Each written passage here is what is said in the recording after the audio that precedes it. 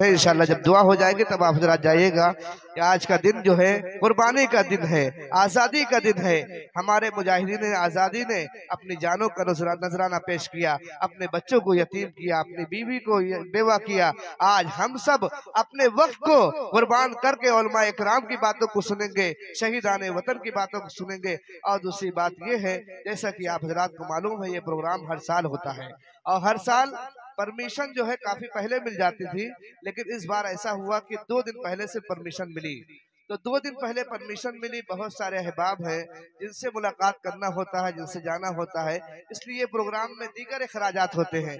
Mic का खर्च है, टेंट का खर्च है, लाइट का खर्च है, दीगर अखराजात है, बहुत सारे खर्च होते हैं। तो आप हजरात के ताउन से ही वो पूरा होता है। तो बहुत सारे अहबाब के पास जाना था लेकिन नहीं जा पाए। शहर में शायद जो है 10-15 लोगों से मुलाकात की गई हो, बकिया मुलाकात का मौका नहीं मिला। तो आप हजरात से गुजारिश है, जिससे जो हो सकेगा, अगर आप ताउन करना चाहेंगे तो ताउन भी कर सकते हैं, ताकि ये अखराजात में कोई कमी ना हो।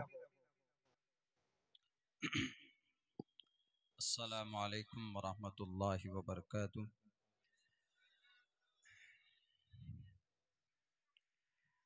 अल्हम्दुलिल्लाहिल्लज़ी अब्दअल अफ़लाक वल अर्ज़ीन वस्सलातु वस्सलामु अला मन कान नबिय्यन व आदमु बैनल माइ वत्तीन।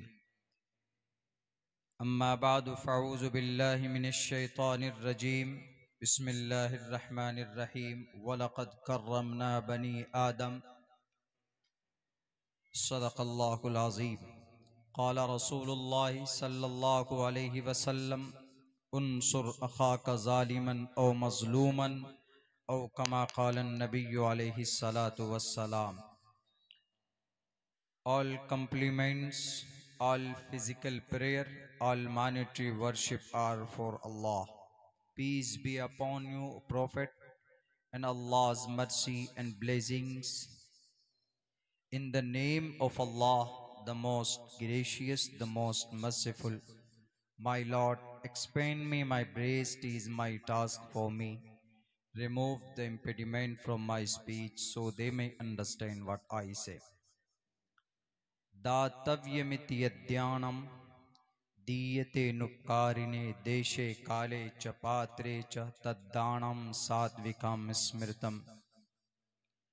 जा नरपति पर जा दुखदाता सो नर तुरत नरक महु जाता। राज्यम धर्मेण यो भारतास्य राज्यानाथ यज्ञ स्मृतः। रुद्रवो गिरीवा अश्रैत पिशाचा अव ब्रह्मा दुविशो जहि तुवम तूर्य तरुष्यतः सत्यम विभाजनी।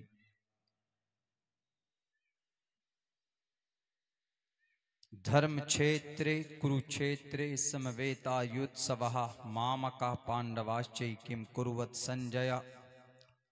कुतस्तुवा कश्मलिदं विस्मे समुपस्थितम् अनार्य जुष्टं कीर्ति कर्मजुनः। किलेबियं मास्मगमः पार्थ नैतद्वयुपद्दीयते। ओम नमः भगवते वासुदेवाय विश्वेश्वरा आदि पुरुष अपरंपार अल्लेख पुरुषा नमः। सदर महफिल मोहतरम उलमाए किराम और इस जश्न आज़ादी के बैनर तले जमा होने वाले दीनी ईमानी भाइयों, पर्दे में बैठी हुई हमारे समाज की इज्जतदार माँ और बहनों, तारीख के हवाले से आज़ादी के ताल्लुक़ से हज़रत अक़दस मुफ्ती साहब दामद बरकातुहुम ने आज़ादी के उन्वान पर बड़ी खूबसूरत बातें पेश की है। हमारे मुल्क भारत में साल में 2 त्यौहार ऐसे होते हैं जिसमें हिंदू मुसलमान बल्कि हर भारतीय उसको मनाता है। और वो 2 त्यौहार, एक 15 अगस्त और एक 26 जनवरी, एक ऐसा हमारा मुल्क का त्यौहार है कि जिसमें सब शरीक होकर इसको मनाते हैं। हिंदू भी खुश होकर मनाते हैं, मुसलमान भी खुशी के साथ इसको अपने इदारों में, अपने मकातिब में, अपने स्कूल में और अपने ऑफिस में इसको शान के साथ मनाते हैं। ये हमारे मुल्क का, हमारे इस धरती का एक त्यौहार है। इस तरह की महफिल भी मुनाकिद होनी चाहिए। बल्कि मेरा तो कहना यह है कि हर गांव में एक प्रोग्राम हो जिसमें ये तारीखी बातें पेश की जाए कि भारत के अंदर, मुल्क हिंदुस्तान के अंदर ये जो आज़ादी हमें मिली है 15 अगस्त 1947 को, इसमें किन किन लोगों ने किस अंदाज में, किस सतह पर किसकी क्या कुर्बानी रही है, ये लोगों के सामने पेश होना चाहिए। हमारे स्वतंत्र सेनानी कौन है, हमारे फ्रीडम फाइटर कौन है, ये हमारे बच्चे भी नहीं जानते। कोई नई फिल्म रिलीज हो जाए तो हमारे बच्चे उसको हफ्ते में 7 दिन तक लगातार उसको देखते हैं, लेकिन तारीखी बातें और तारीखी चीजें जो सोशल मीडिया के ऊपर अपलोडेड है उसको फॉलो नहीं करते, उसमें दिलचस्पी नहीं लेते। याद रखिए, जब तक किसी तारीख को हम लोगों के सामने बोलेंगे नहीं, उसका चर्चा नहीं करेंगे, तो फिर वो तारीख दफन हो जाती है, फिर उसका कोई नाम लेने वाला बाकी नहीं रहता। इसीलिए इस मुल्क भारत में, हिंदुस्तान के अंदर हमारी एक शानदार तारीख रही। आज भारत आजाद है तो बड़ी कुर्बानियां पेश की गई है। हम उन कुर्बानियों को इन जैसे पवित्र मौके पर बहाना बनाकर हम पेश करने की कोशिश करें, अपने बच्चों को बताएं कि इस मुल्क हिंदुस्तान की तारीख क्या है, यहाँ बल्कि पूरे भारत की तारीख बताएं कि इस देश की, इस जमीन की क्या तारीख। जमीन की तारीख तो यह है कि अल्लाह ने तकरीबन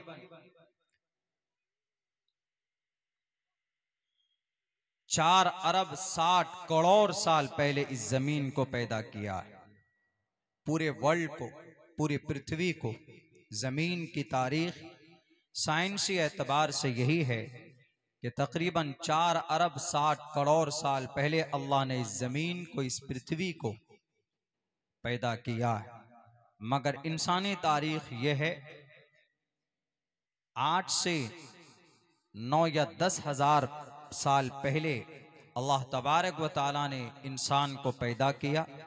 सबसे पहला इंसान, सबसे पहला आदमी हजरत आदम अलैहिस्सलातु वस्सलाम है।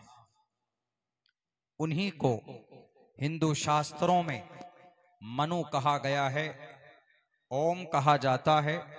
ओम और हवीयवती की विष्णु गीली मिट्टी से पैदा किए गए, विष्णु के गीली मिट्टी से पैदा किए गए। इन्हें प्रधान नगर में रखा गया और वहां पर कली द्वारा ठग लिए गए, वहां से इनको बाहर कर दिया गया।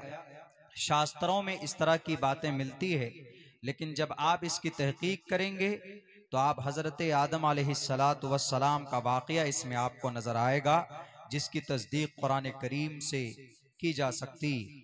बहरकैफ, तो हमारे मुल्क हिंदुस्तान की तारीख यह है कि इस धरती पर तकरीबन 10,000 साल हजरत आदम के पैदाइश के बाद, यानी इंसानी तारीख में हमारे इस मुल्क हिंदुस्तान के सबसे पहले निवासी और यहाँ के जो नागरिक हैं, हम आज उनको नहीं जानते। इस देश का मूल निवासी, इस देश का असल वारिस आदिवासी हैं, दलित हैं। आदिवासी, आदि मने पुराना, इसी को बोलते हैं आदि ग्रंथ, पुरानी किताबें। आदिवासी, वासी के मैंने वास करना, रहना। जैसे बोलते हैं ना कि हिंदवासी हैं, यानी हिंदुस्तान के वास करने वाले हैं, तो इसीलिए आदिवासी इस भारत की, इस मट्टी के वो असल वारिस है, मूल निवास वही है यहाँ के। इसीलिए आपने देखा होगा झारखंड में चले जाएं आप, वहां पर अक्सरियत आपको आदिवासी आपको मिलेंगे। उनकी जमीन नहीं बेची जाती, उनकी जमीन की रजिस्ट्री नहीं होती। इसकी एक वजह यह भी बताते हैं, क्योंकि वो यहाँ के मूल निवासी हैं, वो यहाँ के वारिस हैं, इसलिए वो अपनी जमीन बेच नहीं सकते, उसकी जमीन को कोई खरीद नहीं सकता, कोई फरोख्त नहीं कर सकता।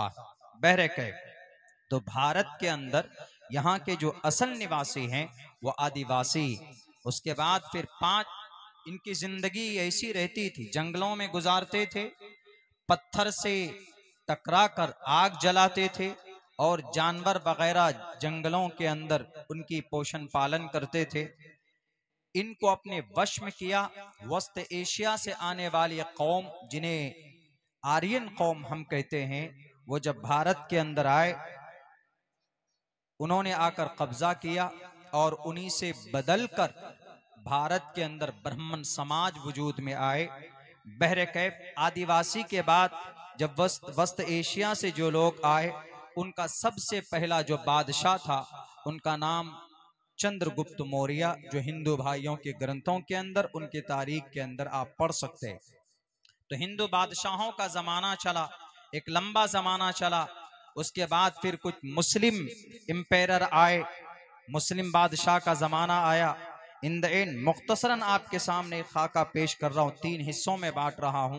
पहले आदिवासी का जमाना है, उसके बाद कुछ राजा महाराजा हिंदू भी थे, मुसलमान भी थे।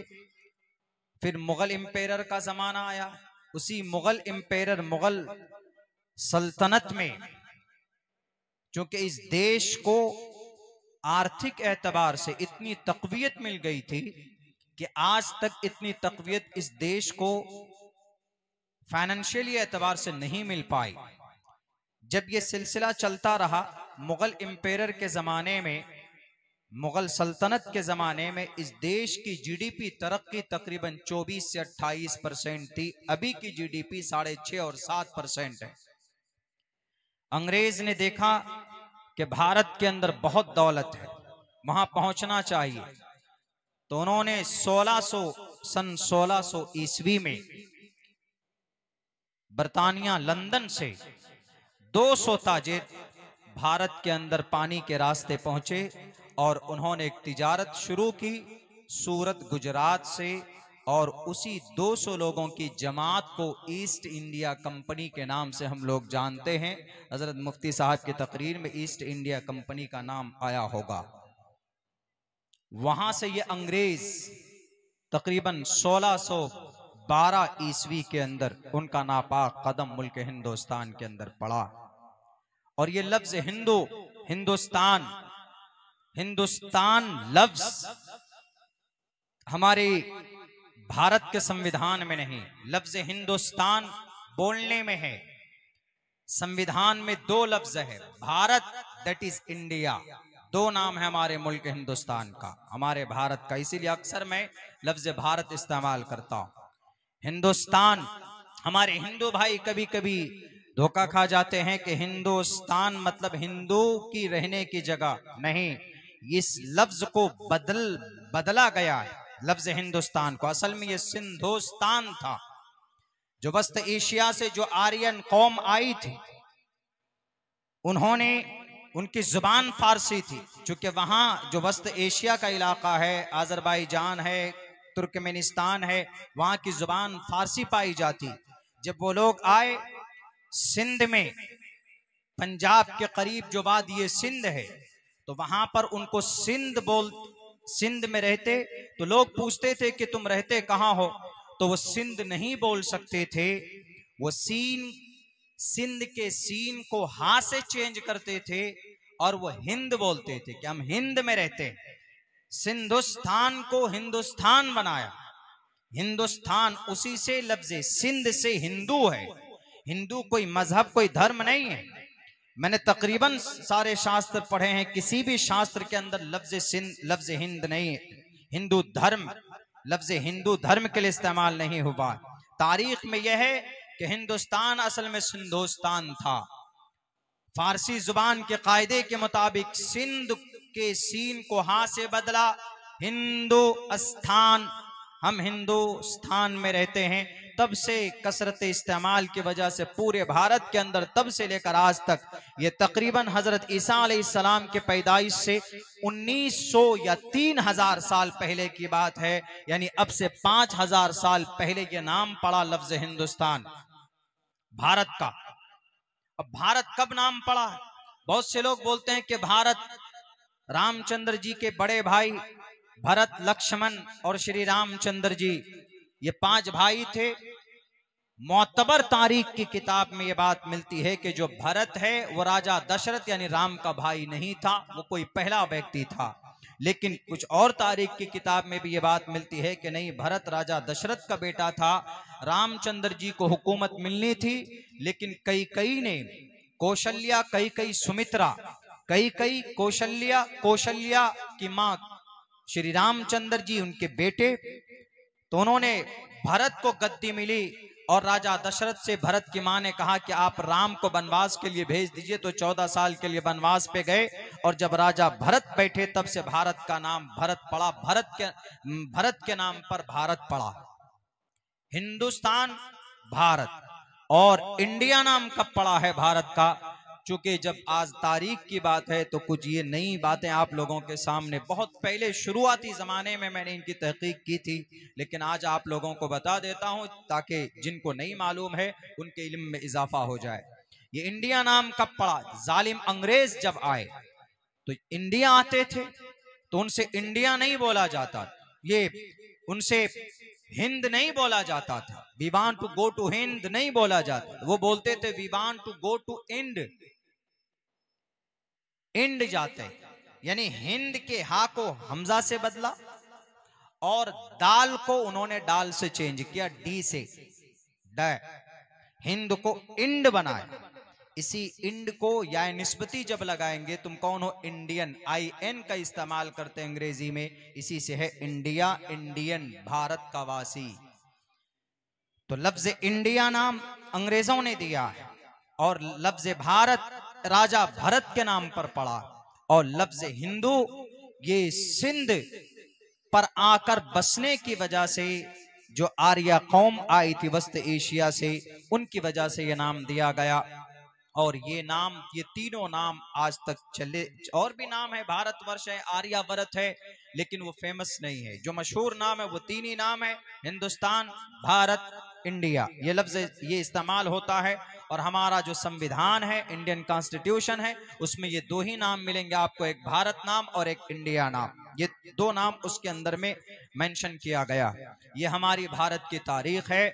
और जो हिंदू, हमारे हिंदू भाई कभी कभी गलत फहमी में होते हैं कि नहीं हिंदू हैं हम, हिंदुस्तान, हिंदू की वजह से हिंदुस्तान। हिंदू का असल जो आपका जो मजहब का नाम है वो शाश्वत धर्म है, स्वभाव नियत कर्म, शाश्वत नाम। हिंदू धर्म का मतलब, हिंदू धर्म शाश्वत और स्वभाव नियत कर्म, ये 2-3 नाम आते हैं जिसका मतलब आसमान से जमीन पर आना होता है। जब आप इसकी तहकीक करेंगे तो इसका कुछ और मतलब और अर्थ निकल जाएगा। लेकिन लफ्ज हिंदू, हिंदू बिरादरी और समाज के रहने की वजह से नहीं पढ़ा, बल्कि वो शास्त्र में है ही नहीं, बोल देते हैं अपने आप को। तकरीबन 36 डेफिनेशन, उसकी तारीफात आप पढ़ेंगे किताबों में। हिंदू नालंदा विशाल शब्द सागर पढ़िए, पंडित वैद प्रकाश उपाध्याय की किताब पढ़िए, और भी किताबें आप पढ़ सकते हैं। डॉक्टर BN राव की किताब पढ़ लीजिए, उसके अंदर में आपको ये 36 की 36 जो तारीफ है लफ्ज हिंदू के ऊपर वो आपको मिलेगा। एक सनातन नाम है हिंदू धर्म का, एक शाश्वत नाम है, और एक नाम स्वभावनीयत कर्म नाम है। सनातन का मतलब आसमान से जमीन पर आना, शाश्वत का मतलब सदा से, हमेशा से आसमान से जमीन पर आना। स्वभावनीयत कर्म का मतलब दीन क़य्यिम के ऊपर जिसका आस्था हो उसको स्वभावनीयत कर्म बोलते हैं। इन तीनों का मतलब उर्दू में, अरबी में निकालेंगे तो इसकी तारीफ कहां पहुंचेगी आप खुद ही समझ सकते हैं। ये 3 नाम है हिंदू धर्म के, हिंदू धर्म नहीं है बल्कि ये 3 नाम है। इन तीनों नामों की सही से व्याख्या किया जाए वेदात की रोशनी में तो बातें समझ में आसानी के साथ आ सकती हैं। तो ये है हमारी एक भारत के मुख्तसर सी जो पुरानी तारीख है। लेकिन जब मुगल इंपेरर थे, मुगल इंपेरर ही के जमाने में, मुगल सल्तनत में ही, जब देश में चारों तरफ हरियाली, भारत को सोने का चिड़िया कहा जाता था, दौलत के अंबार, उसको लूटने के लिए अंग्रेजों ने कहा कि मसाले की एक कंपनी, मसाले की तिजारत की नीयत से उन्होंने एक कंपनी बनाई जिसका नाम ईस्ट इंडिया कंपनी है। 200 लंदन के ताजिर उसमें शरीक हुए और वहां से सरकारी परमिशन लेने के बाद भारत में पहुंचे। तकरीबन 1612 में वो पहुंचे हैं सूरत, गुजरात में। वहां पर उन्होंने अपनी कंपनी डाली और उस वक्त का जो बादशाह था जहांगीर, उनसे कहा कि हमें जमीन दी जाए, हम भारत के अंदर रहकर आपसे हम तिजारत करना चाहते हैं। उस वक्त एक डच कंपनी यहाँ पर मौजूद थी। अकबर ने कहा, जहांगीर ने कहा कि हमें तुम्हारी जरूरत नहीं है, पहले से यहाँ पर कंपनी मौजूद है। लेकिन कुछ दिनों के बाद, कुछ महीनों के बाद फिर वही ईस्ट इंडिया कंपनी तहाइफ लेकर, गिफ्ट लेकर पहुंचे जहांगीर के दरबार में। बड़ा मुतासिर हुआ, फौरन इजाजत दे दी कि चलो तुम कंपनी लगाओ। कंपनी लगाई गई, तिजारत का काम शुरू करता है। तिजारत का काम गुजरात से शुरू करता है, आहिस्ते आहिस्ते कदम बढ़ाता है और फिर उसका कदम पड़ जाता है बंगाल, ये जो कलकत्ता जो उसका इलाका है वहां पहुंचता है। वहां पहुंचने के बाद इस 100 साल की मुद्दत में अंग्रेज बंगाल, सिर्फ बंगाल जो आज का बंगाल ऐसा नहीं है, बिहार, झारखंड, उड़ीसा, बंगाल, बांग्लादेश, म्यांमार, ये टोटल बंगाल में आता था वो उस वक्त वो इलाका।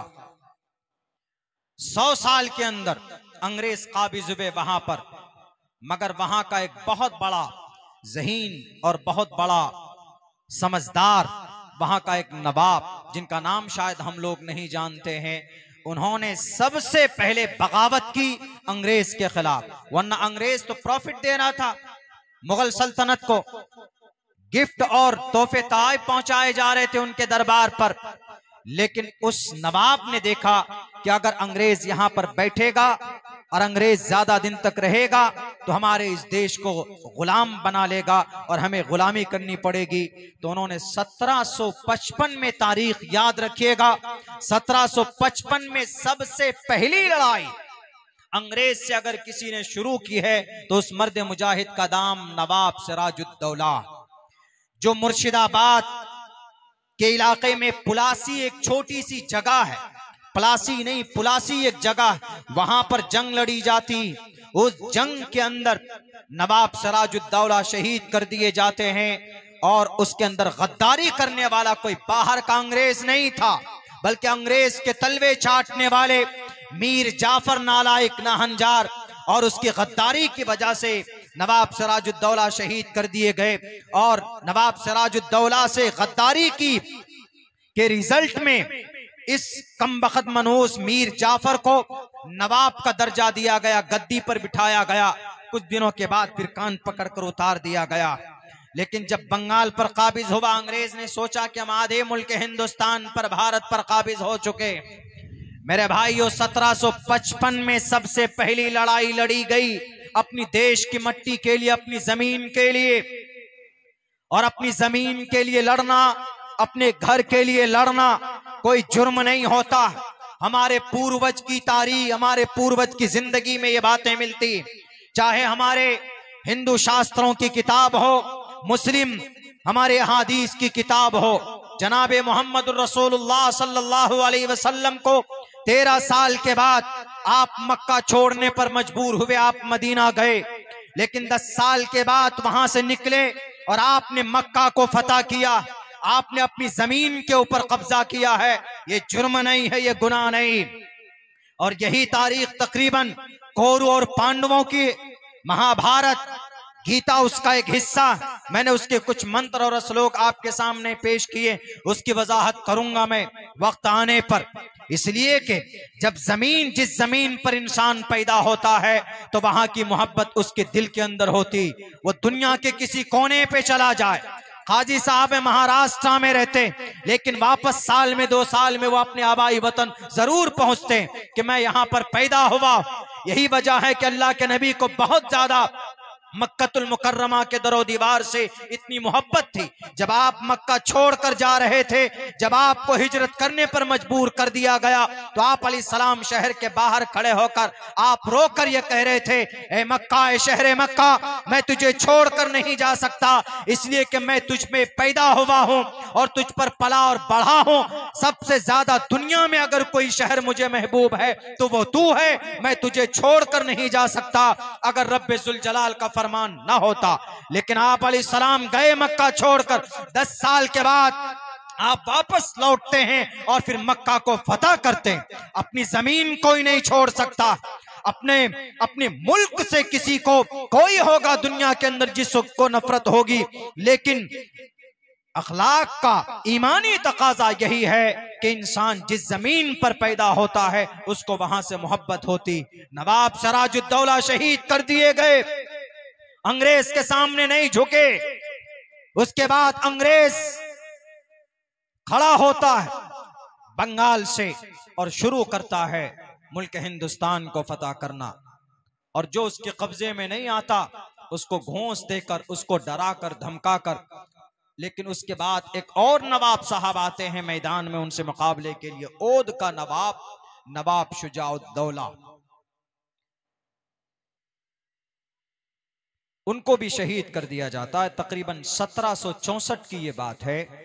1764, 1755 में लड़ाई लड़ी गई, 1764 में लड़ाई लड़ी गई, जब ये पूरा इलाका, बंगाल का इलाका, झारखंड तो अभी बना, उड़ीसा अब बना है, बिहार कुछ सालों पहले बना है, और ये म्यांमार, बांग्लादेश तो आज़ादी के बाद ये सारे ये इलाके बने, लेकिन ये पूरा इलाका बंगाल में आता था। इनमें सबसे पुराना सूबा और जो नाम है वो वेस्ट बंगाल का है।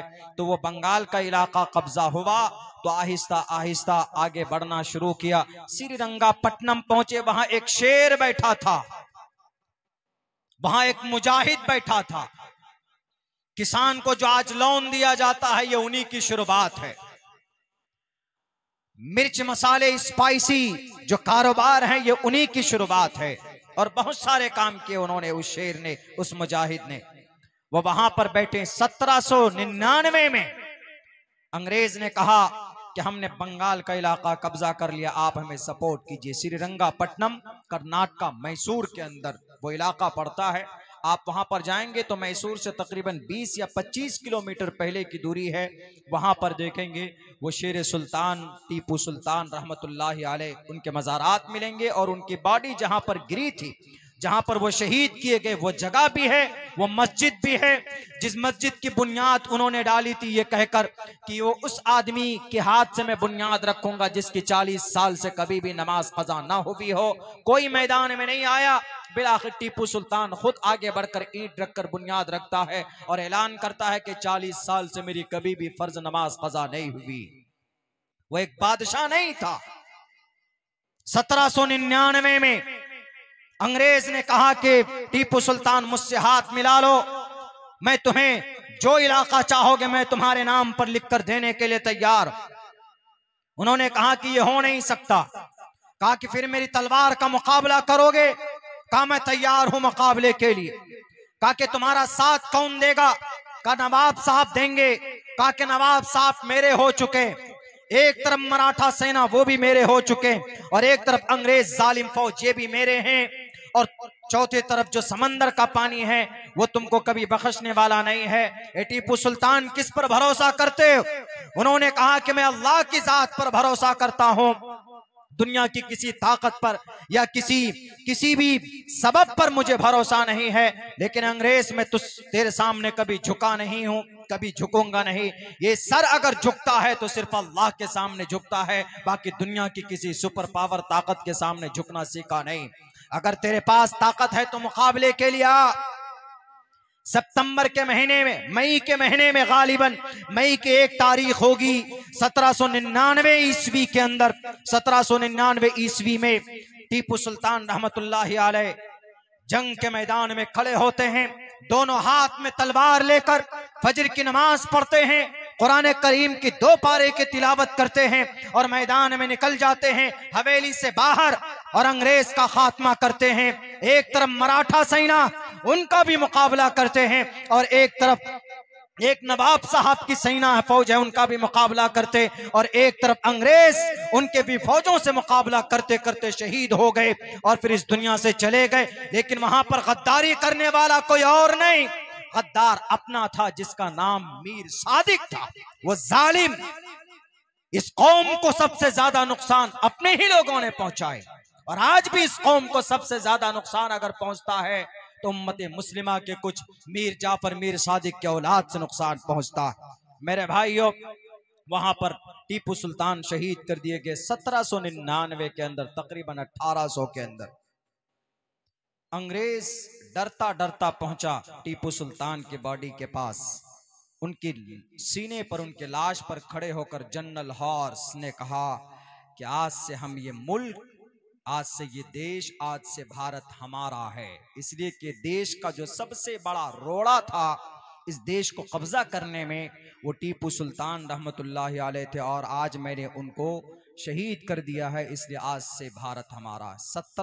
1800 ईस्वी के अंदर 1799 में शहीद कर दिए गए। उसके बाद अब ये अंग्रेज बेखौफ हो गए, अब निकलना शुरू किया वहां से। श्रीरंगापट्टनम से निकले तो डायरेक्ट पहुंचे कहां पर, दिल्ली।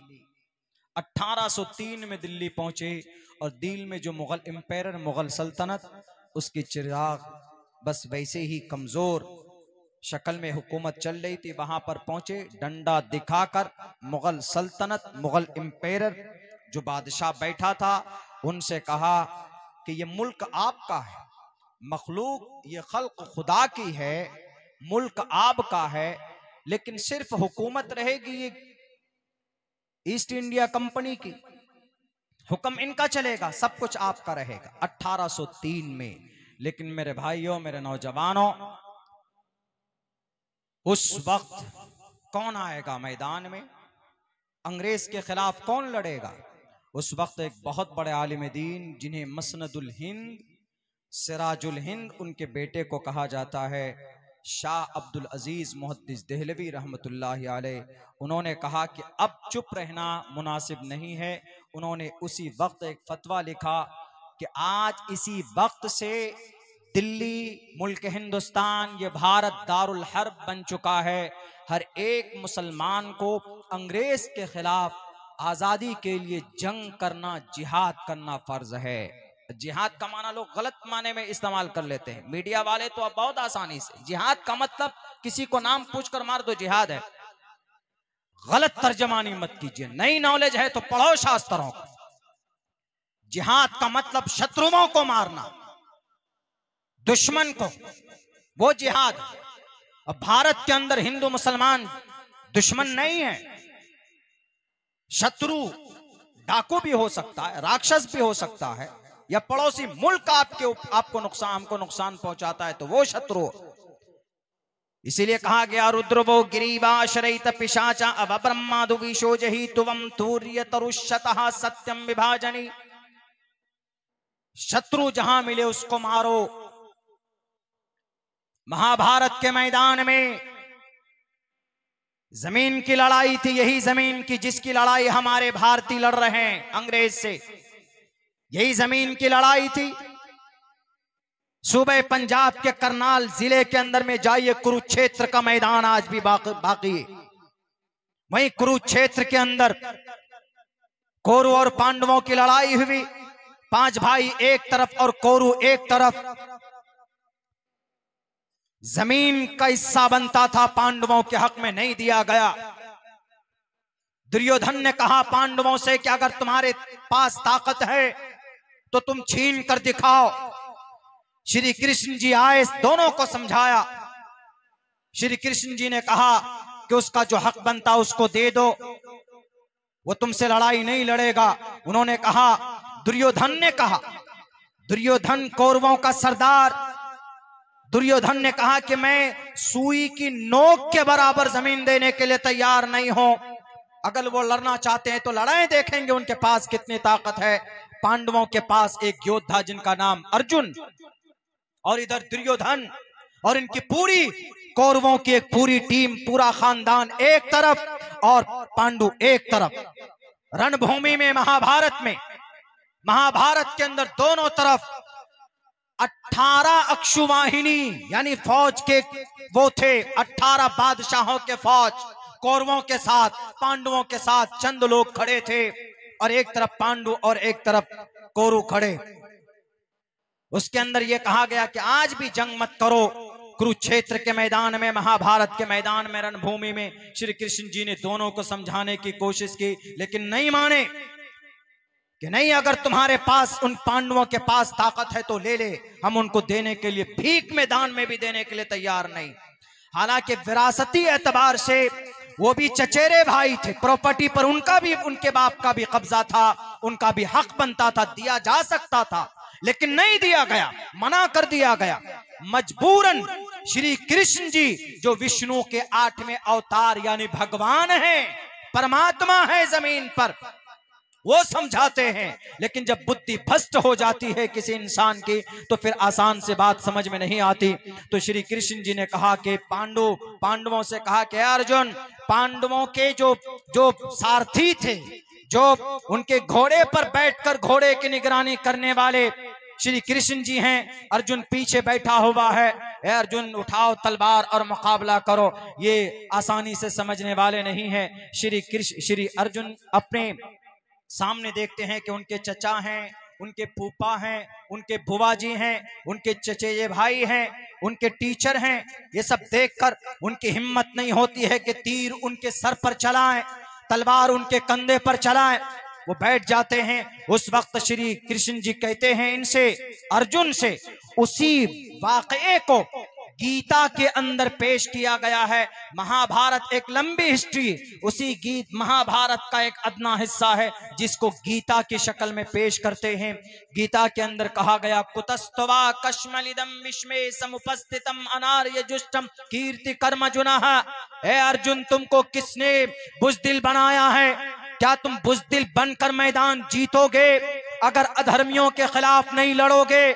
ये नास्तिक हैं, अगर इनके खिलाफ नहीं लड़ोगे, ये नास्तिक भी हैं और ये अधर्मी भी हैं, ये ईश्वर के नाफरमान हैं, ये एक तरह से राक्षस हैं, इनसे मुकाबला करो। किलेबियम्मास्मगमहा शुद्रो हृदय दौरबल्लियमा, बुज़दिली को छोड़ो और तलवार को पकड़कर मुकाबला करो। इन कौरवों के सामने डरने की जरूरत नहीं है, मैदान में निकलो। कौन कह रहे हैं? परमात्मा कह रहे हैं। यानी अपनी जमीन की लड़ाई, अपने हक की लड़ाई। उस वक्त अगर नवाब सिराजुद्दौला ने तलवार उठाई थी तो अपनी जमीन की हिफाजत के लिए, और 1764 के अंदर जो तलवार उठाई थी नवाब शुजाउद्दौला ने अपनी भारत की जमीन की आजादी के लिए, 1799 के अंदर टीपू सुल्तान ने तलवार उठाई और अपना खून बहा दिया था तो अपनी भारत की, अपनी इस पवित्र जमीन की हिफाजत के लिए। इसलिए अपनी जमीन से लड़ना, अपना हक लेना, ये गलत नहीं है। तब हमारे मुअज़्ज़ज़ उलमाए किराम ने कहा कि जिहाद फर्ज है, इसको जिहाद बोलते हैं। बेज़मीर मीडिया वालों, इसको जिहाद बोलते हैं कि अंग्रेज से लड़ने के लिए एक पर्चा लिखा गया कि इस देश की मिट्टी खतरे में है, इस देश की प्रॉपर्टी खतरे में है, इस देश की रक्षा करना, इसकी हिफाजत करना हर एक भारतीय के लिए फर्ज है, इसको जिहाद बोलते हैं। एक मुसलमान किसी को थप्पड़ मारे उसको जिहाद नहीं बोलते हैं। कोई हिंदू मुसलमानों के बीच में लड़ाई पैदा करे, इसको जिहाद नहीं बोला जाता।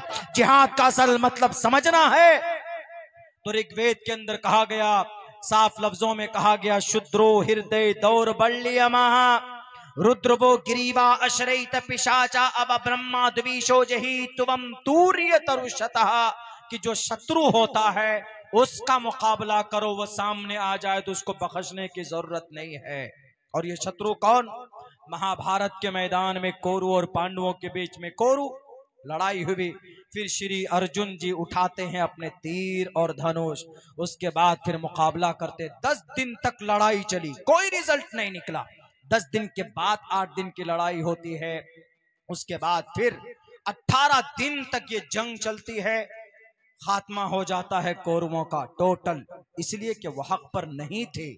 हमेशा हक की जीत होती है। अल्लाह का कुरान भी कहता है जा अल हक व ज़हक़ल बातिल, हमेशा हक की जीत होती। हमारे मुल्क हिंदुस्तान में जो हक पर नहीं है, जो लड़ाई करना चाहते, जो देश दुनिया भारत के अंदर दंगे फैलाना चाहते, जो हिंदू मुसलमानों के बीच में नफरत की दीवार खड़ी करना चाहते, वो कभी भी कामयाब नहीं हो सकते। ये खुदा का कुरान भी कहता है और फिर हमारे हिंदू भाइयों के शास्त्र भी कहते हैं, इसलिए कि उनके साथ ईश्वर की कृपा नहीं होती। अर्जुन ने कहा घबराने की जरूरत नहीं, अब मैं मैदान में। कौरवों से लड़ाई हुई, इतनी बड़ी तादाद, लाखों की तादाद में कौरव और पांडु गिने चुने थे, वहां पर मैदान जीत जाते, उसको जिहाद बोलते। वो महाभारत की लड़ाई, उसके अंदर में कृष्ण जी ने जो अर्जुन को कहा वो जिहाद है, एक वो जिहाद है। अल्लाह के नबी अलैहिस्सलातु वस्सलाम के साथ अबू जहल, उतबा, शैबा, वलीद, हंजला, मुगीरा पहली जंग लड़ी गई। एक तो आप अलैहिस्सलाम को इतना परेशान किया मक्का के वादी में कि आप अलैहिस्सलाम के सहाबा के जिस्म में सुराख किए गए। तारीख तो आप लोग जानते हैं, बयानात हमारे उलमा किराम करते हैं। बिलाल हबशी के जिस्म में सुराख किया गया, हजरत खब्बाब बिन अरद को अंगारों पर लिटाया गया, हजरत जुबैर की आंखें निकाली गई, हजरत अम्मार बिन यासिर को उनको शहीद किया गया, हजरत उम्मे अम्मारा बीबी सुमैया के जिस्म के 2 टुकड़े किए गए। ये करने वाला कौन? अबू जहल, उतबा, शैबा, वलीद, हंजला, मुगीरा 13 साल तक मक्का में थे जनाब मोहम्मद रसूलुल्लाह। लेकिन आप अलैहिस्सलाम ने एक थप्पड़ किसी को नहीं मारा, अपनी जुबान से किसी को तकलीफ नहीं पहुंचाई। लेकिन जब आप मदीना पहुंचते हैं तो मदीना जाने के बाद आप अलैहिस्सलाम के पास जब कुछ ताकत आती है तो उसके बाद फिर आप को मिटाने के लिए ये अंग्रेज, ये अबू जहल और इनके चेले गुरु घंटाल ये कोशिशें करते कि मोहम्मद को वहां से उनका खात्मा कर दिया जाए, उनको मिटा दिया जाए वहां से, मदीना से भी। उसके बाद फिर मुल्क शाम तिजारत के लिए जाते कि बहुत सारी प्रॉपर्टी लेकर आएंगे और मोहम्मद का खात्मा करेंगे। आप अलैहिस्सलाम उस तिजारत को रोकना चाहते हैं, लेकिन जब अबू जहल को खबर मिलती है तो अबू जहल पूरे लाओ लश्कर के साथ आता है, आज तो खत्म करके ही जान लूंगा। लेकिन जब वो काफिला बचकर निकल जाता है तो अबू जहल को यह खबर मिलती है कि काफिला आ चुका है, मोहम्मद रसूलुल्लाह ने रोकने की कोशिश की, हम उनसे लड़ाई कर सकते लेकिन वो आ चुका है काफिला, अब लड़ने की जरूरत नहीं। अबू जहल ने कहा कि नहीं, आज औकात याद दिलाऊंगा, आज खात्मा करूंगा, आज नामो निशान मिटा दूंगा मोहम्मद और उसके चाहने वालों के। वो एकदम बिल्कुल नशे में धुत होकर अपनी ताकत पे इतराते हुए आता है। जंगे बद्र मदीनतुल मुनव्वरा के करीब में एक जगह है, वहां पर लड़ाई होती है। आप अलैहिस्सलाम लड़ना नहीं चाहते थे, आप अलैहिस्सलाम ने लड़ाई को मना किया है।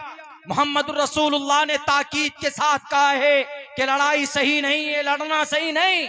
लेकिन जब जमीन की बात आए, जान की बात आए, अपने देश और मट्टी की बात आए तो सर पे कफन बांध कर मेरे नबी ने कहा कि फिर लड़ो मैदान में, और फिर बुज़दिल के तरह भागो नहीं, तुम्हारे जिस्म के टुकड़े कर दिए जाएं, तुम्हारे जिस्म को आग में रखकर जला दिया जाए। लेकिन जब मैदान में उतर जाओ अपनी मट्टी के लिए, अपनी मुल्क की हिफाजत के लिए, अपने इलाके की हिफाजत के लिए, तो फिर पुश्त फेर कर भागना ये बुज़दिली है, वो तुम मरोगे तो जहन्नम में जाओगे। पहले तो आपने लड़ाई को मना किया है कि लड़ने की नौबत ना आए, लेकिन जब बात लड़ाई की आ जाए तो लड़ना है। जैसे महाभारत के मैदान के अंदर अर्जुन मैदान में, रणभूमि मैदान में, तब लड़ाई के मैदान में अगर तीर धनुष आप डाल देते तो श्री कृष्ण जी ने कहा कि अर्जुन, बुज़दिली वाली बात हो गई, तुमको किसने बहका दिया है? कुतस्तुवा कश्मलिदम विस्मय समुपस्थित मनार्य जुष्टम कीर्ति कर्म जुनहा, तुमको किसने बहका दिया? और तुम ये चाहते हो कि आज लड़ाई नहीं लड़ोगे, कल तुम स्वर्ग में चले जाओगे? नहीं, किलेबी अम्मा स्मकमहा, ये बुज़दिली को हटाओ। शुद्रो हृदय दौर्बल्यम, अपने दिल को मजबूत करो और तीर धनुष उठाकर इन अधर्मी लोगों के सीने में गाड़ दो। तब जाकर उनकी हिम्मत आई, उनको हिम्मत पहुंची, तब जाकर मुकाबला किया है। तो कोरू 10 दिन से लड़ाई हो रही थी, 8 दिन के अंदर मैदान साफ हो जाता है, मैदान जीत लाते, पांडवों को हुकूमत मिल जाती। लेकिन वही गलत फहमी, कुछ बातें ऐसी होती है जो कंपेयर करके समझाने से जल्दी बात समझ में आ जाती। तो बहरे कैफ तो 1803 के अंदर इस देश को बचाने के लिए एक ऐलान निकलता है दिल्ली की धरती से, शाह अब्दुल अजीज मुहद्दिस देहलवी रहमतुल्लाहि अलैह, वो जिहाद का, कि जिहाद फर्ज है। आजकल जो लोग आते हैं ना, कहीं बंदूक लेकर निकले, कुछ निहत्थे लोगों के ऊपर में नाम पूछकर मार दिया और कहते हैं कि जिहाद है, बिल्कुल नाजायज और हराम है। इस्लाम में तो किसी को जुबान से तकलीफ देने की परमिशन नहीं है। मारना तो नाम पूछकर मारना। एक घटना घटा हमारे वादी में, कश्मीर में, नाम पूछ कर मारे गए। वो जालिम है, वो राक्षस है, वो रावण की औलाद है, वो शैतान है। वो इस्लाम में इससे ऐसा कोई मैसेज नहीं। मैं स्कॉलर ऑफ इस्लाम हूं, तालिब इल्म हूं, मैंने अहादीस की किताबें पढ़ी है, मुताले में आज भी करता हूं। मैं एक तालिब इल्म हूं, हुसूल इल्म का हमेशा से शौक रहा है। हम इतना एनालिसिस करते, कहीं पर भी कोई दिखा दे कि नाम पूछकर सामने वाला कोई कहे कि ये जैन है, बौद्ध है, क्रिश्चियन है, उसका नाम पूछ करके अगर वो कलमा नहीं पढ़ता है तो मार दो तुम, कहीं पर भी नहीं। ये बदनाम करने की एक साजिश है। जिसने भी ये हरकतें की हैं उनको सख्त से सख्त सजा मिलनी चाहिए। इस्लाम में किसी को नाम पूछ कर क्या, अल्लाह के नबी अलैहिस्सलातु वस्सलाम बता दे पूरी जिंदगी के अंदर कोई माए का लाल मोहम्मद रसूलुल्लाह के जिस्म पर, आप अलैहिस्सलाम के जिस्म पर कोड़े डाले गए, आपके गले के ऊपर आपको ओजड़ियां डाली गई, आप अलैहिस्सलाम के रास्ते में कांटे बिछाए गए। 13 साल के इस लंबी मुद्दत में कौन सी तकलीफ ऐसी नहीं जो मोहम्मद रसूलुल्लाह को नहीं पहुंचाई गई। डायरेक्ट अल्लाह से बातें होती थी, डायरेक्ट अल्लाह के तरफ से फरमान नाजिल किए जाते थे। 13 साल तक शैब अबी तालिब में बंद कर दिया गया था। आप अलैहिस्सलाम के नजरों के सामने सहाबा भूख से तड़प कर उनकी जानें जा रही थी, उसके बावजूद भी आपने तलवार नहीं उठाई कि अबू जहल, चलो अबू जहल से मुकाबला करो। आपने किसी को एक थप्पड़ तक नहीं मारा, सिर्फ सब्र की तलकीन करते रहे, सब्र की तलकीन करते रहे। लेकिन आप अलैहिस्सलाम 13 साल तक पुरसुकून अंदाज में सिर्फ ये कहते रहे कि अल्लाह एक है। ये कहते रहे कम ब्रह्म द्वितीयो नास्ते नेहना नास्ते किंचन कम एवं अद्वैतम, परमात्मा एक ही है, हमें उस एक परमात्मा की भक्ति करनी चाहिए। इस 13 साल के अंदर नबी के ऊपर पत्थर की बारिशें की गई, उसके बावजूद भी नबी यही कहते रहे कि हम सब इंसान हैं, हम सब इंसान हैं। समगच्छादवम संवदत्वम संवो मनानसी जानता, श्रीमद् भगवत गीता का मंत्र है जिसके अंदर कहा गया कि सबको एक रहना चाहिए, एक अकल होनी चाहिए, एक सोच होनी चाहिए, और ये देश कैसे आगे बढ़े मिलजुल कर एक प्लेटफॉर्म पर खड़ा होना चाहिए। अल्लाह के नबी अलैहिस्सलाम का यही पैगाम था। आप अलैहिस्सलाम ने कहा मैं एक अल्लाह की इबादत के लिए तुमसे कह रहा हूं, एक परमात्मा के सामने तुम्हारे सर झुके मैं इसका पैगाम लेकर आया हूं। मुझे कोई तुमसे कोई मुतालबा नहीं है मेरा तुमसे कि तुम मुझे पैसे दे दो या कोई मजदूरी दे दो।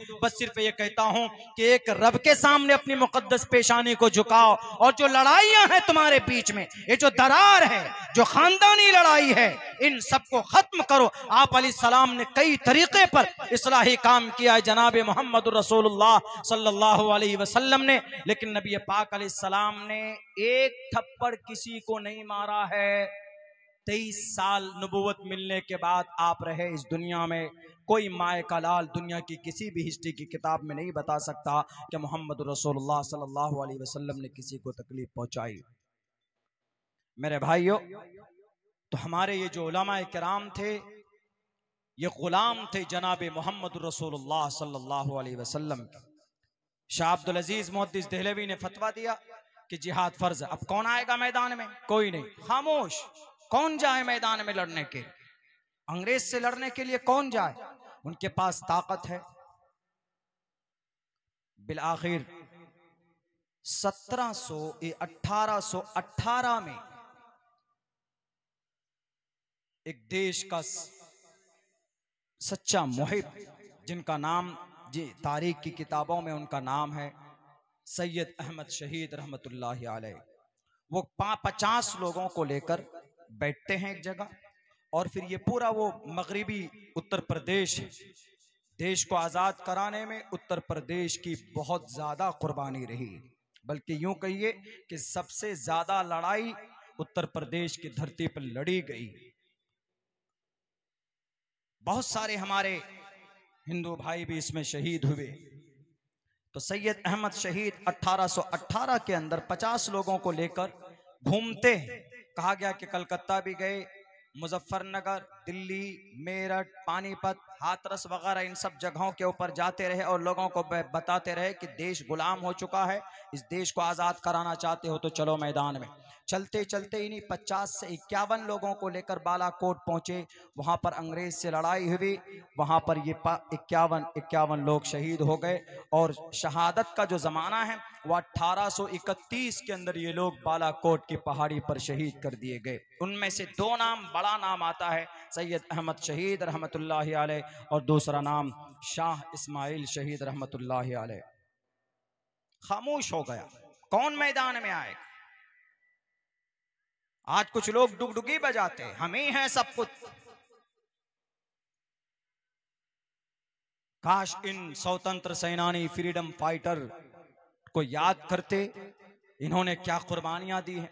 उसके बाद 1831 के बाद 1831 से लेकर 1857 में शाह अब्दुल अजीज मुहद्दिस देहलवी के एक शागिर्द रशीद हाजी इमदादुल्लाह मुहाजिर मक्की रहमतुल्लाहि अलैह, इनके दो शागिर्द मौलाना कासिम नानोतवी, मौलाना अब्दुल रशीद गंगोही, शामली के अंदर लड़ाई होती है 1857 में। 1857 में जब वहां लड़ाई हुई, उसी दिन से ये उलमा अंग्रेज के नजरों में आ गए। उसी दिन से कह रही ये सर पे टोपी और शक्ल, चेहरे पे लंबी लंबी दाढ़ी है, किसी के सर पे पगड़ी है। आज किसी के सर पर पगड़ी हो, चेहरे पे दाढ़ी हो और लंबे कुर्ते जुब्बा कुब्बा अगर पहन लेते हैं तो कहते हैं कि ये दहशतगर्द है। कुछ लोग समझते हैं, ऐसा माहौल बना दिया गया है। हालांकि ये सूफियों का या आलिमों का लिबास, सूफियों का लिबास, खैर का लिबास है।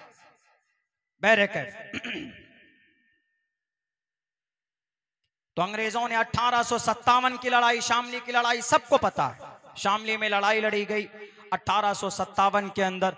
तब से अंग्रेज के नजरों में कांटे की तरह चुभने लगे ये उलमा, और ये साफ ऐलान कर दिया कि जहां पर भी ये मौलवियाना लोग मिल जाएं, इनकी सिफत, इनकी मुशर्रा, इनका मुशर्रा लिबास इस तरह का हो, आलिमाना सिफत में कोई दिखे, यानी सर पर टोपी, चेहरे पर किसी की दाढ़ी हो, तो फौरन उसका खात्मा, शूट एट साइड, यह ऑर्डर दे दिया गया। 3 साल के अंदर, बल्कि 15 दिन के अंदर 2 लाख मुसलमान शहीद किए गए 1857 के बाद। यही इसी तरह की शक्लें देखकर सबसे ज्यादा चिढ़ अंग्रेज को किसी तबके से था तो वो उलमा बिरादरी से था। इसलिए कि शामली के मैदान में कासिम नानोतवी की तलवार ने वो कोहराम मचाया था, अंग्रेज के दिलों के अंदर वो डर बिठाया था कि अंग्रेज ने अपनी जिंदगी और अपने सपने में इतना डर, उसके दिल के अंदर इतना खौफ पैदा नहीं हुआ होगा। तब से लेकर 15 दिन के अंदर तकरीबन 2 लाख मुसलमान शहीद किए गए। उनमें से 51,000 सिर्फ उलमाए किराम थे, 51,000 सिर्फ उलमाए किराम थे। 1861 के अंदर दिल्ली में कहा कि ताकत कहां से मिलती है, ये मैदान में 2 लाख हमने शहीद कर दिए, 51,000 उलमा हैं इनमें, ये आते कहां से हैं, कौन से बिल से निकल कर आते हैं, इनको मोटिवेशन कहां से मिलता है, जरा तहकीक तो करो।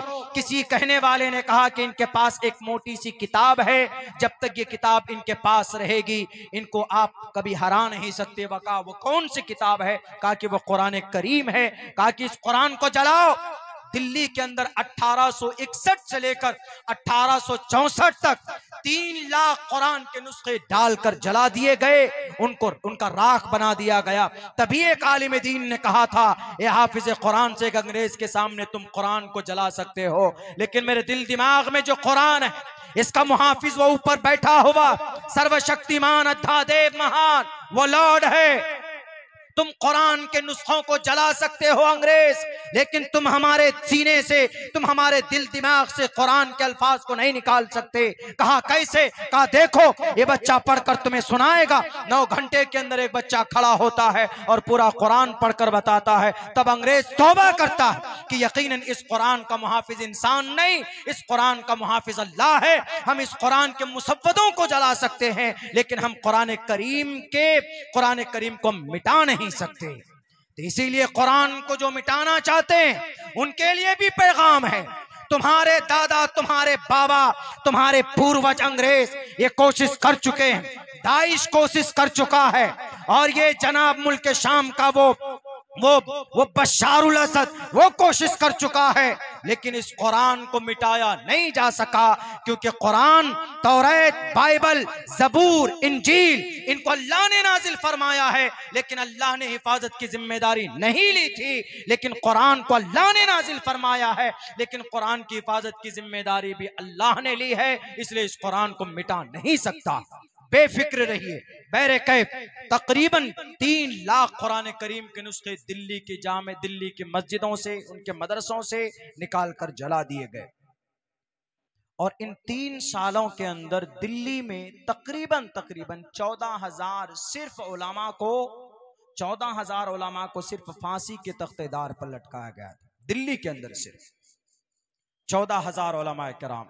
आज हमारे उलमा के बैग को कुछ लोग टटोलते हैं, उलमा के जहां मस्जिद में नमाज पढ़ाते हैं उन पर शक करते हैं।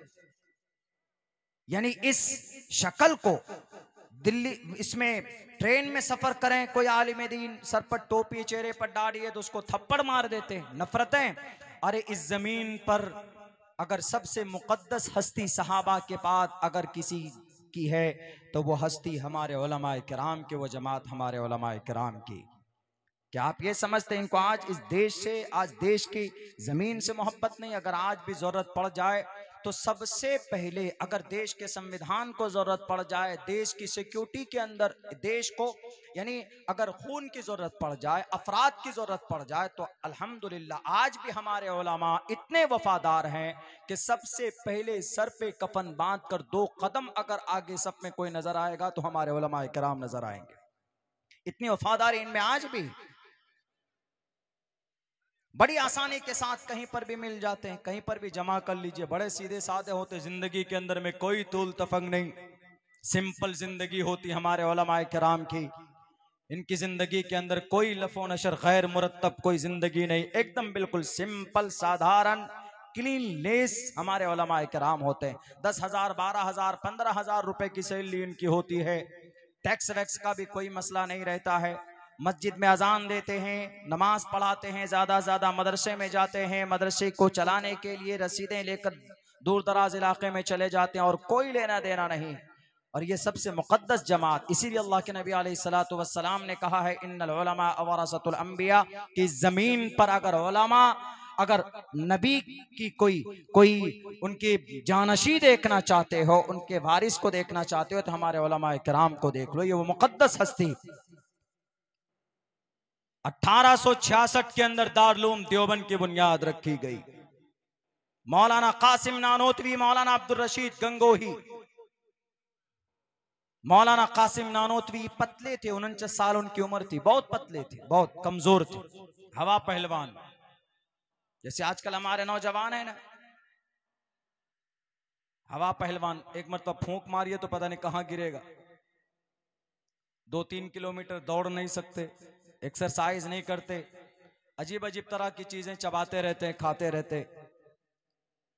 5 किलोमीटर दौड़ लगाइए कहीं ट्रेडमिल पे तो नहीं। ताकतवर मोमिन अच्छा होता है, पसंदीदा है। शराब पीते, नशा करते। उत्तर प्रदेश में शराब पर तो पाबंदी नहीं है, हमारे बिहार में है, मगर रास्ता दूसरा भी निकाल लेते हैं। खांसी की सिरप कि खांसी वो करने के लिए, तो बिहार में शराब की पाबंदी है। शराब पीने वालों ने कहा कि हम इतने बड़े आशिक हैं, हम दूसरा रास्ता निकाल लेंगे। खांसी की सिरप कोरेक्स से उसको लाते हैं और पूरे गटक जाते हैं और नशा पैदा हो जाता है उसमें। उससे काम चला लेते हैं। पंचर बनाने के लिए या चप्पल सीने के लिए सुलेशन का इस्तेमाल होता है, उसको नशे के तौर पर इस्तेमाल करते हैं। नशा बहुत खतरनाक चीज है, नापाक चीज है, गंदी चीज है। वेदों में भी कहा गया, वेदों में भी नशीली पदार्थ अष्टो गुणः पुरुषम दीपयन्ति प्रज्ञा च कोलम च दम श्रुतं च पराक्रमश्च बहुभाषिता च दानम यथा शक्ति कृतज्ञता च। इसी में एक लफ्ज है, उसके अंदर नशीली पदार्थ को मना करेगा। अंशवंता सत्पतिर्मामहे मेघावा चेतिष्ठो असुरो मगोना त्रिविष्णो अग्निदशाभि सहस्त्रार वैश्वानरः। जो नशीली पदार्थ है उसको रोकने के लिए कलयुग में कल की अवतार आएगा। तो यानी नशीली पदार्थ भी गलत है। नशीली पदार्थ का मतलब नशीली चीज है, चाहे आप भंग पी लें, चाहे आप शराब पी लें, चाहे आप बियर इस्तेमाल करें, चाहे आप कुछ भी, कोई ऐसा सामान जिससे आप नशे में आए, ये चीजें नापाक और हराम है। शास्त्रों में भी और कुरान में तो खुले लफ्जों में इन्नमल खम्रु वल मैसुरु वल अंसाब वल अज़लामु रिज्सुम मिन अमलि शैतान। जुआ, मोबाइलों में पबजी गेम, मोबाइलों में लूडो खेलते हैं आप, मोबाइलों के अंदर में वो कौन सी फिल्में आई है जो हमारे नौजवान जाते फिल्म हॉल में ही रोना शुरू कर दिया, सबको नाम याद है। वाह वाह भाई वाह। ये सब इन्नमल खम्रु वल मैसुरु वल अंसाब वल अज़लामु रिज्सुम मिन अमलि शैतान व मिनन नासि मन यश्तरी लहवल हदीस लियुज़िल्ल अन सबीलिल्लाह। अल्लाह के नबी जब कुरान पढ़कर सुनाते थे सहाबा को, तो उसमें एक आदमी था, बड़ा कम बख्त था, नजर बिन हारिस। वो कहता था अच्छा ये कुरान पढ़कर मस्त हो जाते और फौरन नबी मोहम्मद रसूलुल्लाह का गुलाम बन जाते। क्या किया जाए कि कुछ इसको कम करने के लिए कुछ अलग से बेहतर किया जाए। तो फौरन गया फ्रांस, ईरान, वहां गया, किस्से कहानी, और उसी पर नहीं, बेहतरीन सिंगर को लाया, लेडी सिंगर, जेंट सिंगर नहीं, लेडी सिंगर को लाया। किस्से कहानी की किताब लाता था, सुनाता था, असर नहीं। उसके बाद देखता, नजर बिन हारिस छुप कर देखता था कि ये गली में मोहम्मद रसूलुल्लाह फलां को आज कुरान सुना रहे थे। रात में उसके घर पे जाता, कहता कि तुम्हारी दावत है बिरयानी की, आ जाना। वो आता, बिरयानी खिलाता और कहता कि तुमको कुरान सुनने में मजा आया? कहा कि कुरान तो अल्लाह का कलाम है। और दिल की हालत बदल जाती। कहा कि उससे बेहतर चीज मैं तुमको सुना रहा। कहा कि ये देखो, ये रुस्तम की कहानी है, और पहले जंगजू लड़ाकू जो थे उस वक्त की किताबों में जो कहानियां थी वो सुनाता था। कहा मजा आया? कहा नहीं। कहा अच्छा रुको, मोहतरमा जो लेडी सिंगर थी, आजकल है ना वो इंडियन आइडल, सारे गामा पा, हमारे बच्चे उसमें पागल, हर हफ्ते डाउनलोड करते हैं, सुनते हैं, अरे फला सिंगर बढ़िया, उसकी आवाज अच्छी है। ये सब वहीं से है, तब से ही है। लेडी सिंगर की आवाज, इस्लाम में गाना, म्यूजिक हराम है। गाने के बोल अच्छे हों, सिर्फ बोल वो आप सुन सकते हैं या बोल सकते हैं, लेकिन अगर उसमें म्यूजिक लग जाए, वो म्यूजिक जो डुम डुम डुम डुम बजता है, जिससे कमर ऑटोमेटिक हिलने लगते हैं, उसकी वजह से हराम है। गीत है, आज भी म्यूजिक की दुनिया में चले जाएं, गीतकार कौन है बड़े बड़े? अरे वो साहिर लुधियानवी और भी कई लोग, जावेद अख्तर, गुलजार, ये स्क्रिप्ट राइटर है, यही लोग लिखते हैं। गाने में और भी बहुत सारे लोग होंगे, बैरकैफ। तो ये नजर बिन हारिस कहता कि रुको, वो औरत को लाता और उसकी आवाज में कुछ सुनाता, कुछ अशार सुनाता, कहता कि अब मजा आया। यानी पूरी कोशिश करता कि बस ये कुरान सुनकर किसी तरह ये अपने ईमान अकीदे से फिर न जाएं, बस इसको ये किसी तरह बहकाओ। हर जमाने में कोशिशें रही। आज अगर आप गाना सुनते हैं, शराब पीते हैं, अगर आप बार में जाते हैं, नशा करते हैं, तो ये अल्लाह की नजर में बड़ा पाप है, बड़ा गुनाह है। हिंदू भाइयों, अगर आपके कानों में आवाज जा रही हो तो शास्त्र के खिलाफ है। शास्त्र में भी परमिशन नहीं है नशीली पदार्थ को इस्तेमाल करना, कि शराब पीकर नशे में धुत होकर किसी को गाली दो, किसी को बुरा भला कहो, नाजायज और हराम। शराब पीने के बाद आदमी बड़े बड़े गुनाह कर बैठता है, उसको एहसास तक नहीं होता। अभी ये कुछ ही दिनों की बात है, यही शायद आगरा के अंदर एक नौजवान है, वो शराब पीकर, स्कूल का लड़का, वो शराब पीकर छोटी छोटी बच्चियों को पकड़कर उसको मार देता था, तब उसकी इज्जत के साथ खिलवाड़ करता था। गालिबन 30 या 35 ऐसे केस सामने आए। उससे कहा गया, क्या तुमको बुरा नहीं लगता था कि तुम मासूम समाज की एक बच्ची को पकड़कर उसको मारते हो, चीखती चिल्लाती होगी? वो कहता था कि नहीं, नशा करने के बाद, शराब पीने के बाद मेरा दिमाग बदल जाता था। इसीलिए अल्लाह के नबी अलैहिस्सलातु वस्सलाम ने कहा है कि शराब का एक कतरा हलक से नीचे जाने से पहले पहले ईमान का नूर निकल जाता है, क्योंकि शराब नापाक और हराम है। शराब जैसे ही अंदर और वो नशीली चीज जाती है, ईमान का नूर निकल जाता है। अगर किसी शराबी का कि कोई अगर मोमिन है, शराब पीता है, हालत नशा में उसकी मौत हो जाए तो वो कुफ्र की हालत में मरेगा। बाज मुहद्दिसीन ने यहाँ तक ये बात कही थी। उस नौजवान से कहा गया, क्या तुम्हारे दिल में कभी रहम नहीं आया? कहा कि सर, जब हम शराब पीते, नशे में होते तो हमारी दिल की कैफियत बदल जाती, पता ही नहीं चलता था कि सामने क्या है। बस बच्ची को पकड़ना, उसका मर्डर करना और उसके साथ रेप और बलात्कार करना, यही शराब की वजह से एक जालिम कलकत्ता के अंदर एक डॉक्टर को मारता है, शराब पीने की वजह से, नशा की वजह से। 5 मर्तबा उसके मरने के बाद 4 मर्तबा उसका रेप करता है, तब जाकर उसको सुकून मिलता। ये इतनी गंदी चीज है, इतनी खतरनाक चीज है।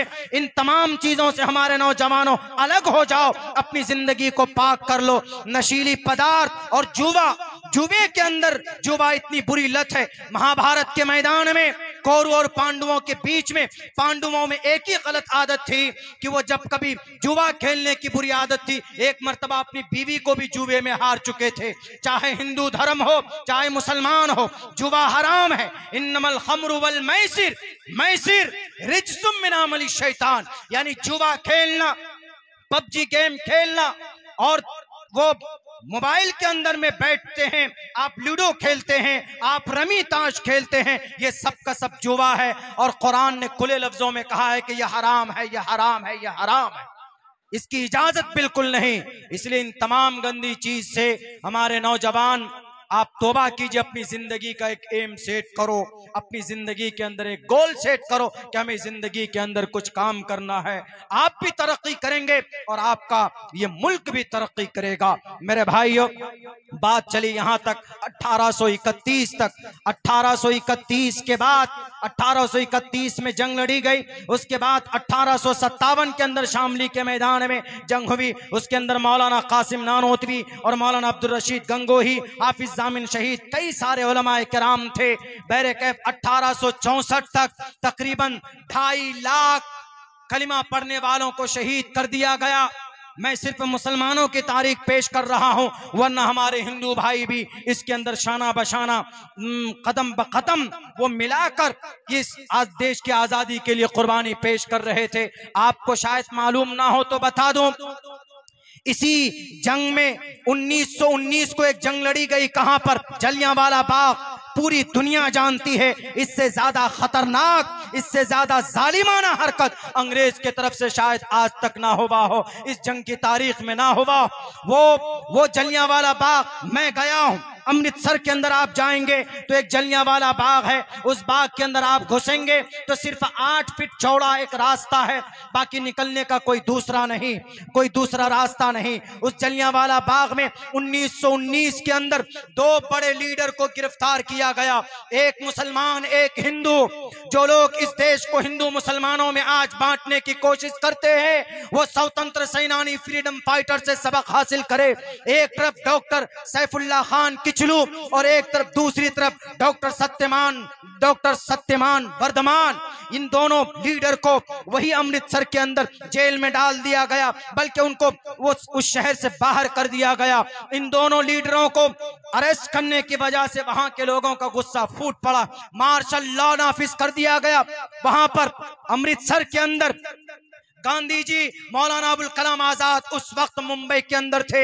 ये खबर आम हो गई कि गांधी जी को पकड़कर जेल में डाल दिया गया है। तो अमृतसर के लोग, पंजाब के लोग उस जलियांवाला बाग में शाम को 4 बजे मार्शल लॉ नाफिज होने के बाद, यानी कर्फ्यू नाफिज होने के बाद, उन लोगों को खबर नहीं थी कि कर्फ्यू है, वो फौरन उस मैदान में पहुंचते।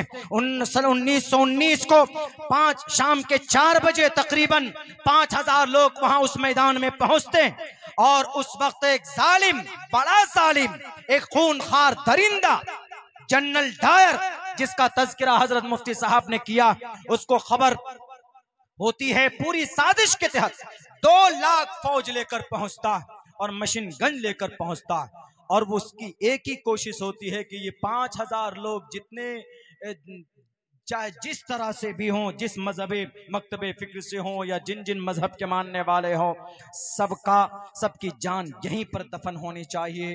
वो फौरन मशीन गन लेकर आता है और मशीन गन को अंदर करने की कोशिश करता है।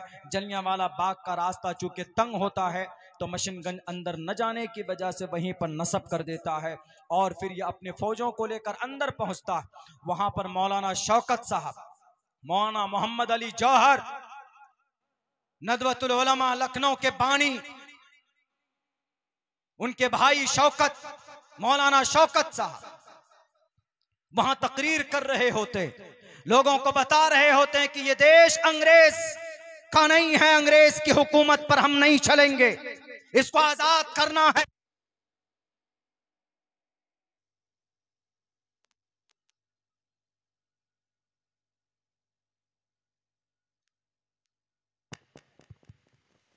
जनरल डायर ऑर्डर देता है, चलाओ गोली, बंदूक की गोलियां खत्म हो जाती है, मशीन गन को ऑर्डर दिया जाता है, मशीन गन से गोलियां निकलती है। मेरे भाइयों, उनमें से तकरीबन 1500 ऑफिशियल रिकॉर्ड है, 1500 लोग वहां पर शहीद कर दिए जाते हैं। अनऑफिशियल तो तकरीबन कई हजार की तादाद है। छोटे बच्चे, औरतें, मुस्लिम, हिंदू, सिख, ईसाई, हर तबके के लोग वहां पर थे। सबको वहां पर एक कुआं भी एक कोने में जाएंगे तो उस कुएं में कूद रहे थे जान बचाने के लिए। वो कुआं भर चुका था, वहां पर जाकर गोलियां बरसाई। जनरल डायर ने कमबख्त ने 1919 को जलियांवाला बाग, पूरी तारीख में सबसे ज्यादा भारी भरकम अगर दर्द कहीं से निकलता है तो जलियांवाला बाग से निकलता है। मेरे भाइयों, इतने लोगों ने इतनी कुर्बानी दी तब जाकर ये देश आजाद हुआ है। उसके बाद फिर इसी तरह चलती रही। हजरत मुफ्ती साहब ने बताया है, फाइनली 15 अगस्त 1947 को हमारा मुल्क हिंदुस्तान आजाद हुआ। लेकिन देश में जो कानून है, ये कानून, ये संविधान बना 26 नवंबर 1949 को पास किया गया और 26 जनवरी 1950 को देश के अंदर देश का संविधान लागू किया गया।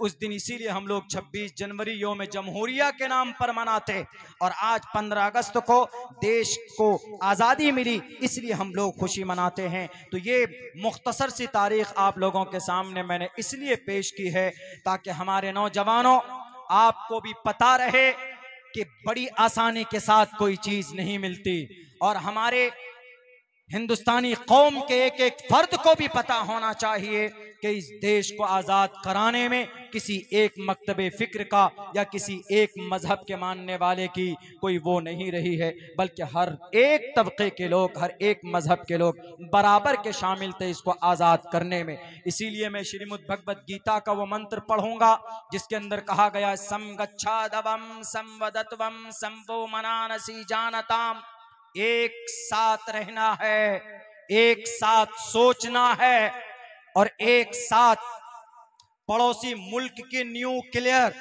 यानी वहां के बम के प्लान को उड़ाना था। तो हमारे देश का एक रॉ एजेंट वहां जाता है जो आज भी जिंदा, मैं नाम उसका नहीं लूंगा, वो आज भी जिंदा, वो कहता है कि हम इस न्यूक्लियर प्लान को कैसे उड़ाएं। तो डॉक्टर एपीजे अब्दुल कलाम को फोन किया जाता है, कहता है कि तुम ऐसे ऐसे काम करो। फौरन उसी वक्त कुछ ही दिनों के अंदर वो वहां पर 3-4 साल रहे, लेकिन वहां की जो साजिशें रच रहे थे हमारे इस देश को खत्म करने के लिए, एक तरफ एक एजेंट है जो हिंदू है और एक तरफ एक बताने वाला, गाइड करने वाला एक मुसलमान है। इसीलिए हमारा देश महान बनता है। ये देश महान इसलिए नहीं है कि यहाँ पर बहुत बड़ी तादाद में हिंदू भाई बसते, ये देश इसलिए महान नहीं है कि यहाँ पर नारे तकबीर अल्लाहु अकबर की सदा बुलंद की जाती। ये देश इसलिए महान है कि जब कोई संकट आए इस देश पर तो सबसे पहले सर पे कफन बांध कर कोई मैदान में निकलेगा, तो हर मजहब के लोग एक प्लेटफॉर्म पर सर पे कफन बांध कर निकलते हैं। इसीलिए इस देश की महानता, इस देश की खूबसूरती, बड़ी अच्छी बात कही गई। समगच्छादवम संवदत्वम संवो मनानसी जानताम दातव्यमिति यद्यानम दीयते नुक्कारिने देशे काले च पात्रे च तद्दानम सात्विकम स्मृतम। अगर कोई समाज में भूखा है, खाना खिलाओ, इससे कोई सरोकार नहीं, उसको दान दो, दान दो। दातव्यमिति यद्यानम, जा नरपति प्रजा दुखदाता सो नर तुरंत नरक में हो जाता। जो जुल्म करेगा वो नरक में जाएगा। ये भी गीता का ही श्लोक है। जा नरपति प्रजा, जो राजा जुल्म करेगा या जो गार्जन जुल्म करेगा, जा नरपति प्रजा दुखदाता, जो प्रजा को दुख देगा, सो नर तुरंत नरक में हो जाता, वो हमेशा के लिए नरक में जाएगा। हमारा अमल हमारे साथ, आपका अमल आपके साथ। बेहतर करें देश के लिए, अपने मुल्क के लिए। नौजवानों खुसूसन मैं आपसे यही मुतालबा करता हूँ, आप अपनी ज़िंदगी के अंदर सुधार पैदा कीजिए।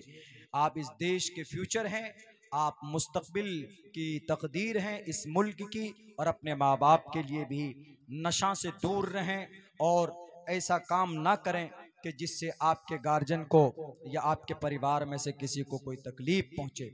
आप सफ़र पर निकलते हैं तो सारी चीज़ों, सारे प्रोटोकॉल को फॉलो कीजिए। हमारे बहुत सारे नौजवान सफ़र पर जाते हैं, रील बनाते हैं, तेज़ी के साथ बाइक चलाते हैं, बिना हेलमेट के गाड़ी चलाते हैं, सर फट जाता है, आपका एक्सीडेंट होता है, आपकी मौत हो जाती है, आपके घर वाले परेशान होते हैं। ये सारी चीज़ें अपनी ज़िंदगी के अंदर, अपनी ज़िंदगी को ब्राइट और मुस्तकबिल को रोशन करने के लिए तालीम हासिल कीजिए। इससे बेहतर कुछ नहीं। बस मैं यही कहूँगा कि तालीम याफ्ता बनो। Education is the most powerful weapon which you can use to change the world. Nelson Mandela ने कहा, साउथ अफ्रीका का गांधी 40 साल तक जेल में रहा, जेल से निकलने के बाद माइक थामता है तो यही कहता, education is the most powerful weapon which you can use to change the world. तालीम हासिल करो, दुनिया बदल दोगे। अल्लाह का कुरान भी यही कहता। सबसे पहला मैसेज, इक़रा बिस्मि रब्बिकल लज़ी खलक़, खलक़ल इंसान मिन अलक़। पढ़िए अपने रब के नाम से। इसीलिए पढ़ो, मस्जिद में पढ़ो, मदरसे में पढ़ो, स्कूल में पढ़ो, कॉलेजेस में पढ़ो। देश का संविधान पढ़ो, साइंस पढ़ो, मैट्रिक पढ़ो, यूपीएससी निकालो, कुछ भी फील्ड में कामयाबी का झंडा गाड़ो। खाली बैठने से, पुड़िया चबाने से, पान खाकर वक्त पास कर लेने से, मोबाइल में सोशल मीडिया यूज कर लेने से, फैन फॉलोइंग बढ़ा लेने से आपकी तकदीर नहीं बदलेगी। ये चीजें आपके कदमों के नीचे होंगी जब आप कामयाब होंगे। इसीलिए मेरे नौजवानों, आप लोगों से गुजारिश है, चूंकि नौजवान हमारे बहुत ज़्यादा गलत रास्ते पर हैं, कोई नशे में है, कोई किसी में, कोई किसी में, तो इन तमाम नौजवानों से सबसे यही कहूँगा कि अपनी ज़िंदगी को रोशन बनाने की कोशिश कीजिए। इस मुबारक महफिल से अल्लाह से दुआ करता हूँ, अल्लाह सुब्हानहू व तआला हम तमाम मुसलमानों को कहने सुनने से ज़्यादा अमल की तौफीक दे और इस मुल्क हिंदुस्तान के अंदर अमन व अमान का माहौल कायम फरमाए। बहुत बहुत शुक्रिया, जज़ाकल्लाह। अस्सलामु अलैकुम व रहमतुल्लाहि व बरकातहू। मैं करा दूँ।